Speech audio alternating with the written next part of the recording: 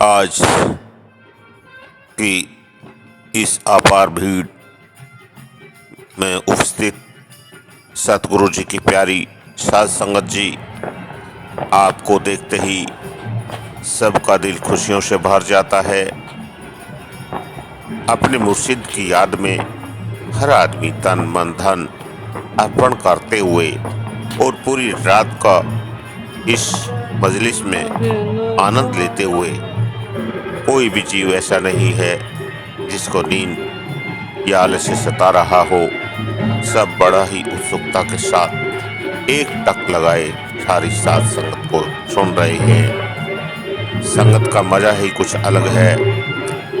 अब इसी मजलिस की अगली कड़ी का मोती बनने जा रहे हैं हमारे इस खास धाम के संचालक, जिस पर परम संत मस्ताना जी की, महात्मा मंसूर जी की अपार दया मेहर रही है। आपने इतनी भीड़ की सेवा भाव के साथ जो व्यवस्था की है वो भी काबिले तारीफ है। हर आदमी को नीचे गद्दा लगा है और ओढ़ने को ऐसी ठंड में रज़ाइयों की पूरी व्यवस्था आपने दी है। लंगर भी क्या गजब का बना है, सभी ने लुत्फ़ लिया। अब आज का ये जो भंडारा परम संत मस्ताना जी ने 1960 से 70 तक इस डेरे में जीवों को चेताने का जो अपार कार्य किया, और आज ही के दिन नवंबर महीने में 1970 को हम लोगों के चहेते प्यारे मुर्शिद ने अपना जिस्मानी चोला छोड़ दिया और हम लोगों को देह रूप में हमेशा के लिए दृष्टि से दूर हो गए, परंतु शब्द रूप में हमारे साथ आज भी मौजूद हैं। और वो ही करिश्माई ताकत हम लोगों को आज बांधे हुए है और हम सब प्रेम के प्यार से दूर दूर से चल के आए हैं।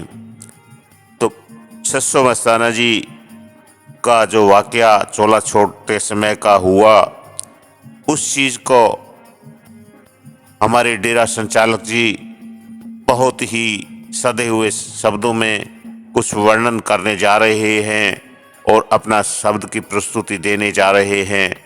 जरा ध्यान से सुने और आनंद उठावें जी। धन धन सतगुरु तेरा ही आसरा। करके और जीवों का उद्धार करने के लिए आए। उन्होंने जब धरती पर पाप बहुत ज्यादा हो गए, धरती पापों से काट गई, उन्होंने संतों के सामने अरदास की कि हे महाराज, मेरे ऊपर पाप बहुत ज्यादा हो गए हैं, मेरा उद्धार को नहीं, मैं पूरा डाल दूंगी। तो 600 मस्ताना जी निष्कलंकता धारण करके इस लोक में आए और जीवों को नाम दिया और कहा कि देखो, नाम बिना मुक्ति नहीं है। यहाँ पे जो भी कुछ है ये सब फना है, ये काल की कैद है। जब तक तुम संतों की खोज करके उनसे नाम नाम लेकर के सुमन भजन नहीं करोगे, इतने तक तो काल की कैद नहीं पड़े रहोगे। संत को तुम्हारे भले की ही कहते हैं। तो 600 मस्ताना जी निष्कलंक अवतार ने कहा कि हम खाली हाथ आए और खाली हाथ जाना है, सिर्फ एक संतों का नाम है वो ही साथ जाएगा। तो 600 मस्ताना जी श्याम मस्ताना जी के शिष्य थे। उन्होंने 1960 में गंगवा गंगपुर धाम में डेरे की नींव रखी और 60 से लेकर के 70 तक उन्होंने काफी खेल किया। 70 के अंदर जोत में जोत समा गए। जब से मंसूर जी ने काम संभाल लिया था तो इस वजन के अंदर इसमें शब्द के अंदर 1960 से लेकर 70 तक सारी बातें बताई जाएंगी। ध्यान से सुनना जी। हाँ शब्द स्वरूप राम हमारा, शब्द स्वरूप राम हमारा, संग करुण कतारे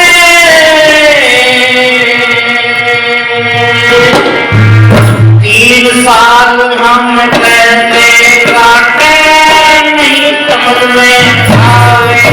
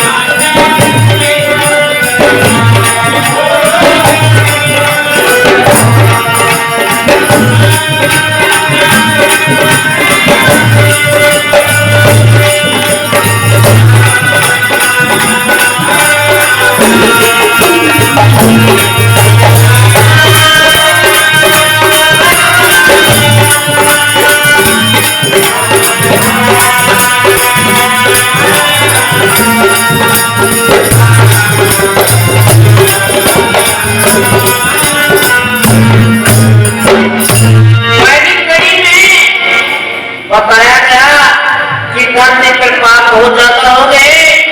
तुंद्राधार उसके असेंबली में तो उन्होंने राणा जी के रूप में संतों ने अवतार धारण किया और कहा कि हे जी तुम्हें यहाँ लोक में खाली हाथ आए खाली हाथ जाओगे या तुम्हारे मूर्ति पूजा करते हुए तुम्हारे काम नहीं आएगी। संत तुम्हारे को लेने के लिए इस काल के बंधन से छुटाने के लिए अवतार धारण करके आए हैं। उनकी खोज करो, उनकी शरण में जाओ। फिर क्या बताया? जीवों का उद्धार करने, जीवों का उद्धार करने, की धारा है तुम नाम धरा क्या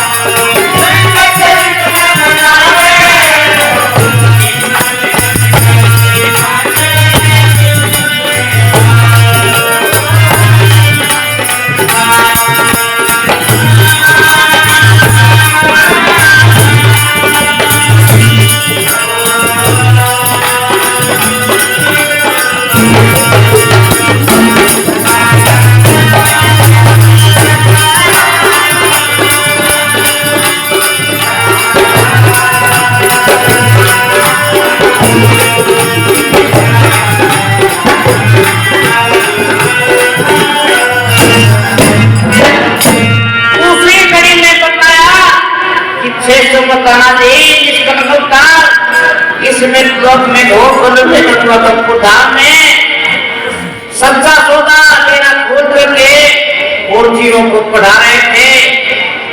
60 से लेकर 67 साल हो गए, 7 साल हो गए। काल को बर्दाश्त नहीं हुआ। काल ने सोचा कि संत ने आकर के बच्चों को पढ़ाना शुरू कर दिया।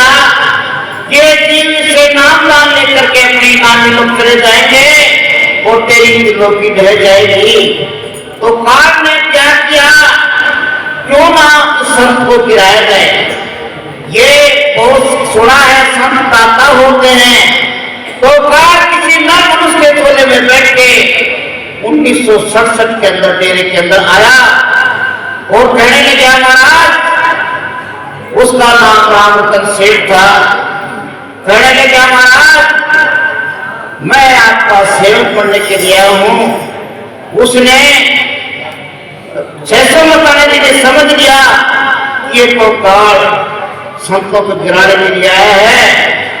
तो अंदर अंदर तक उनके आपस में काल जात की झगड़ा होता रहा।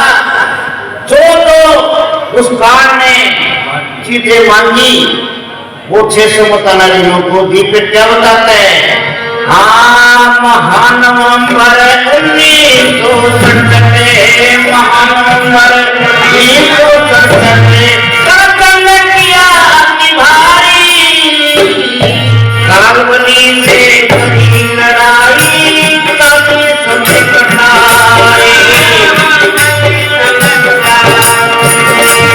तो अपने दिए कारण दिए कारण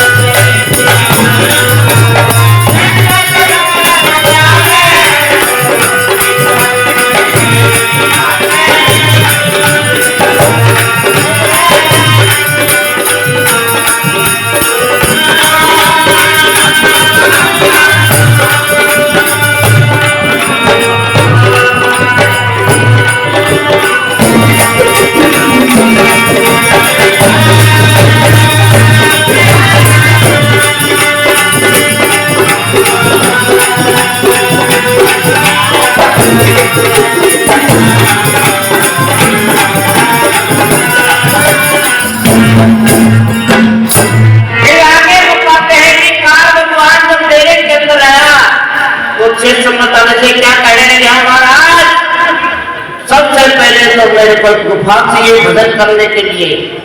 1967 में जिस भजन गुफा में बैठ के भजन करते थे 600 मकाना जी, वो कारण मैं उसको दे दी और कहने लगे महाराज मेरे को आपकी शौकी और भी चाहिए, वो भी दे दी। मेरे को 2 सेर दूध चाहिए, वो भी दिया। दूध के साथ जलेबी में खाऊं, वो भी दिया। फिर कहने लगे महाराज आप मेरे को चोला, आपका चोला भी दो। काल ने चोला मांगा शरीर वाला, 600 मकाना जी ने कपड़े का चोला दे दिया। फिर आपस में काल ने सोचा कि संत ने तो तेरे को बुद्ध बना दिया, तेने 2 जमाने में 3 चोले के बदले में इन्हें कपड़े का चोला दे दिया। जब तक ये चोला नहीं छोड़ेगा लेकिन ये ऐसे ही जी पढ़ाता रहेगा।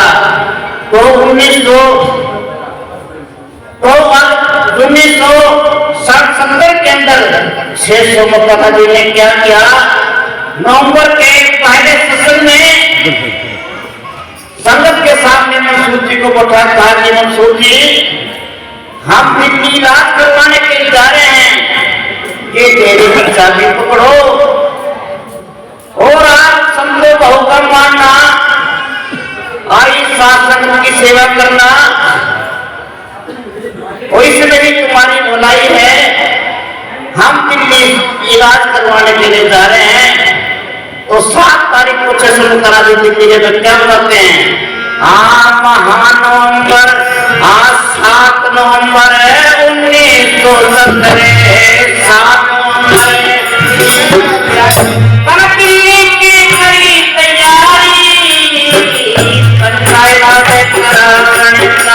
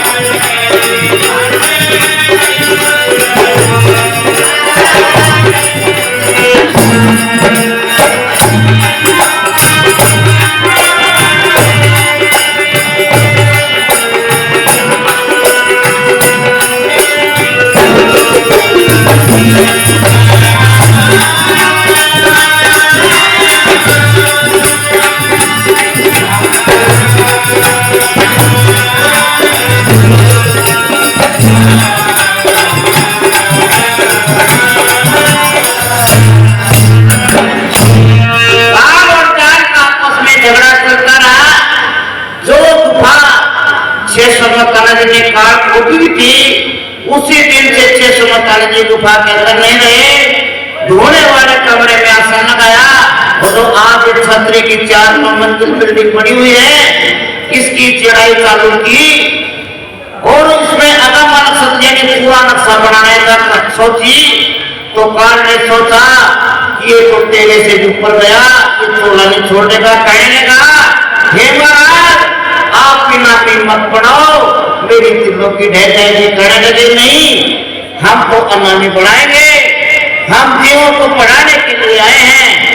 काल काल का झगड़ा चलता रहा तो 6 समताना जी जब दिल्ली गए तो मिस्त्रियों को कह दिया गया कि हे मिस्त्री, इस अनामी के ऊपर काल की शर्त है कि तू अनामी मत बना। हमने कहा अनामी बढ़ाएंगे, तुम चिढ़ाई कभी मत बंद करना, हम दिल्ली जा रहे हैं। संगत ने मान लिया। फिर कुछ समय प्रेमियों ने कहा कि चलो महाराज जी को गए, काफी दिन हो गए, दिल्ली मिलने के लिए चले। तो मिस्त्रियों से कहने लगे आप भी चलो, क्योंकि वो तो काल ने खेल रचना था। तो मिस्त्री भी चल पड़े, बोले मिल के आएंगे महाराज जी से। महाराज जी ने सोच के कहा कि हे भाई, हमने कहा था कि तुम इनामी की चिनाई मत बंद करना, काल बाजी ले जाएगा। संगत घोड़ी थी, वो इस बात को समझ नहीं सकी। वो पता नहीं पाती क्या चीज हाथ जीत के क्या होते नहीं, ये पता नहीं कि चोरी की है। वो घोड़ा जीत थे, उन्होंने कह दिया महाराज अब की बार बाकी कार को दे दो, कल को सोफे ले लिए। इसी बात पर 6 समताना ने सोचा ये संगत भोल रहे, फिर क्या कहा, छोड़ना छोड़ना हमारे हाथ में, छोड़ना छोड़ना हमारे हाथ में, ऐसी बात बताई तेरी कलाई सर लागे, सुन लो हुक्म इलाही,